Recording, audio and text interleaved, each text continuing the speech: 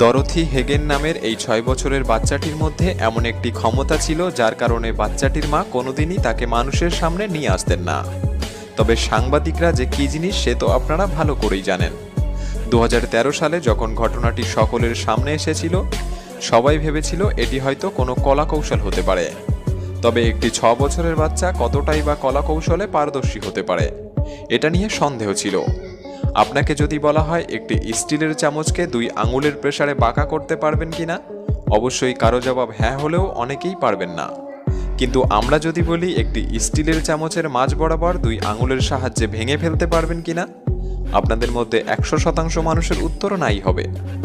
তবে Dorothy Hagen, যাকে princess of metal বলা হতো, ৬ বছরের এই বাচ্চাটির মধ্যে এমন একটি ক্ষমতা ছিল যার ফলে সে যে কোনো ধাতব বস্তুকে কয়েক সেকেন্ডে ২ আঙুলের মাঝখানে ঘষে ওই ধাতব বস্তুকে ভেঙে ২ ভাগ করে ফেলত।